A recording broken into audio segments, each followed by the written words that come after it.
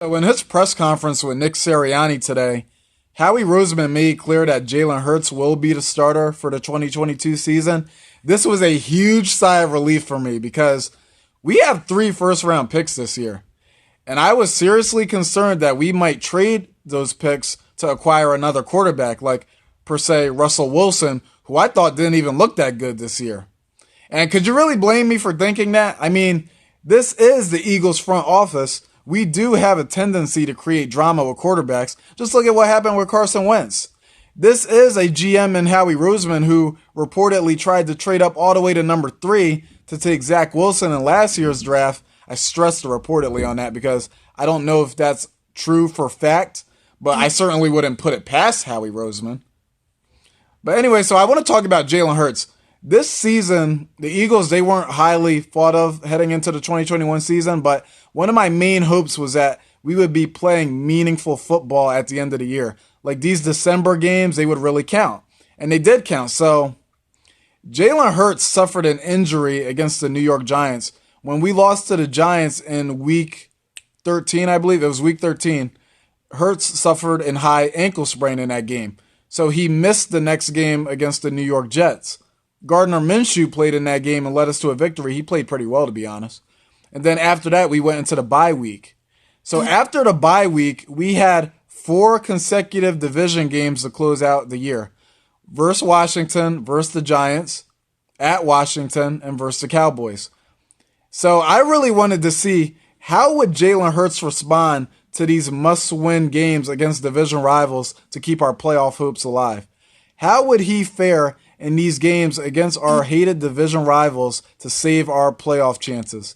And he delivered. He delivered. Jalen Hurts, he stepped up for those division games. We beat Washington twice. We beat the Giants, avenging that loss earlier to them at the Meadowlands. And it was really, this was huge because before that 4-game stretch, Jalen Hurts was 0-3 against our division rivals. Jalen Hurts was 0-3 against the NFC East. He lost to the Cowboys last season. He lost to the Cowboys earlier this season on Monday Night Football, and he lost to the New York Giants. The Giants game was the worst game of his career. He threw 3 interceptions. He was overthrowing receivers way more than he usually does. That's a frequent issue of his already, but in that Giants game, it was just magnified to the most ridiculous degree. That Giants game, he was horrible in. So to see him in these games really just kind of take on the challenge and put the team on his back, I was really impressed. Especially the 2 Washington games, I think, were his best. Now, the first Washington game, he did have an interception, but it was one of the flukiest plays I've ever seen in my life because Goddard dropped it, it bounced off his heel, and then it went right into the waiting arms of a Washington player. He did lose a fumble in that game as well, but the fumble was pretty much his really big mistake. I don't count that interception as being Hurts' fault because, one, Goddard should have dropped the pass. Goddard dropped the pass, and it bounced off the guy's foot right into the Washington player's hands. That's as fluky as a play can get. Now, the Giants game after that, I think he wasn't amazing in the second Giants game, but he did well enough for us to win. I think he handled the ball well enough. There was a moment earlier in that game where he threw what looked like an interception, but it was ruled incomplete. We're lucky for that. And the second Washington game, let's talk about the second Washington game. That second Washington game, I think that was the best Hurts played all year. He made numerous big throws in that game to Devontae Smith, Dallas Goedert. The play that really stood out to me was the 3rd and 14 play where he scrambles to his right and threw that dime to Greg Ward. That was a game-changing play. That set us up for a touchdown because I think we were at that play ended up going to the 5-yard line. So that play really set us up. He looked very consistent in that play. So I think that Hurts' steady improvement I saw this year, it all started with the Chargers game. The Chargers game in the second half, Hurts was really beating them up with his arm. There was the moment in the game where he stayed in the pocket and he threw the touchdown to Devontae Smith to tie the game at 24-24. Now, we did go on to lose that game because Justin Herbert was completely dicing up and destroying our defense. We lost on a late field goal after he just marched down the field. I blame that loss on Gannon. And then the first half of the Denver Broncos game after that, I thought in the first half of that Denver Broncos game, Jalen Hurts looked really good as a passer. And that was against a very good Broncos defense. The Broncos defense was very good, and Jalen Hurts, he was really beating them up with his arm again. He had 2 touchdowns to Devontae Smith. That was his birthday, by the way. Devontae Smith went off with 2 touchdowns on his birthday in Denver. And he should have had a 3rd touchdown pass. And all of those were in the first half. He had 2 touchdown passes to the birthday boy, Devontae Smith. And he should have had a third. He should have had a 3rd touchdown pass. But he threw it, and Quez Watkins dropped it in the end zone. I love Quez Watkins, but that was the only bad play I saw from Quez Watkins. He dropped a touchdown pass in the end zone in the first half of that Broncos game. But other than that, Quez Watkins is amazing. Speaking of Quez Watkins, did you all know that he had 637 yards this year? I couldn't believe that. I can't believe that he had that much because, in my eyes, we barely use him. We barely use Quez Watkins.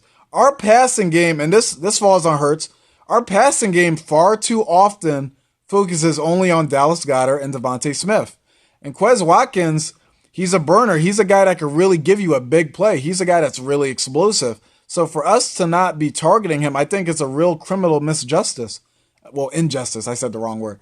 But the fact that he had 637 yards, even with us not targeting them that much, even with how he's overshadowed by Smith and Goddard, imagine how much he would have had if we threw to him, if we incorporated him into the offense more often.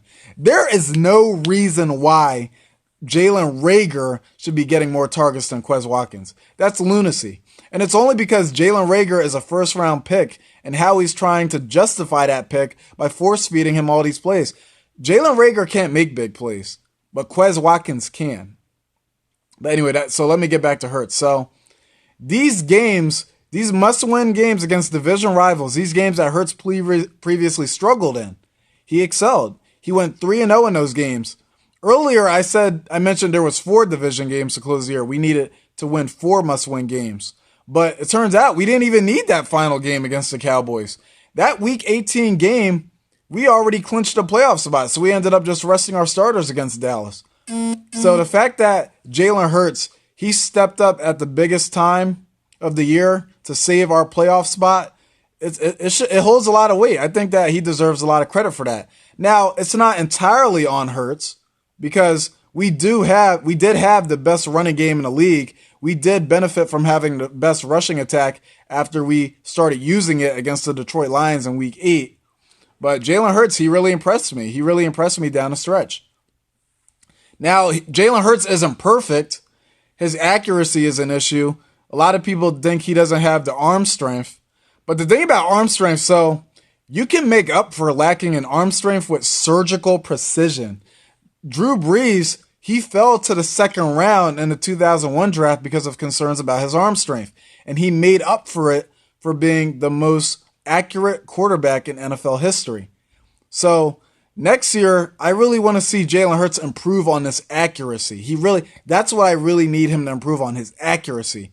Because if he could be surgically accurate, his arm strength doesn't matter. Drew Brees, he was a transcendent talent at quarterback without real arm strength. So if Drew Brees, and I'm not comparing Jalen Hurts to Drew Brees. I'm not comparing him talent-wise to Drew Brees, so don't say I am. But I'm just saying you can make up for arm strength as long as you're accurate. And so because Jalen Hurts has earned this 2nd year to start, I really want to see him improve on that accuracy. And I think he can. I think Jalen Hurts, if you give him time to develop, he can be a franchise quarterback. Now, if you ask me right now, is Jalen Hurts a franchise quarterback? I can't say. I can't say right now. But I do know that he deserves a chance to succeed after he helped lead us to a playoff spot. In a year where we had a first-year starting quarterback, a first-year head coach, we made the playoffs. And Jalen Hurts, he suffered a lot of this season. He suffered from poor coaching because Nick Sirianni, before the Detroit Lions game, his play calling was atrocious. He did not run the ball. And running the ball is one of the main ways you help out a young quarterback.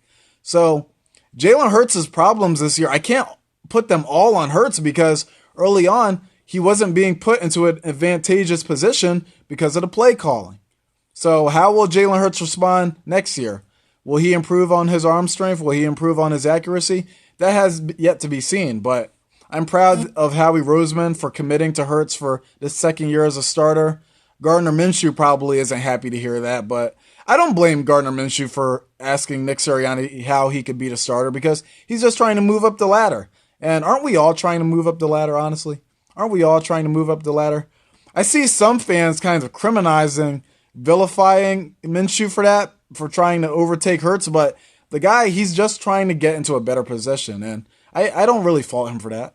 So we'll see how it happens. This was a good season, and I think 2022 has a lot of promise. Go Birds.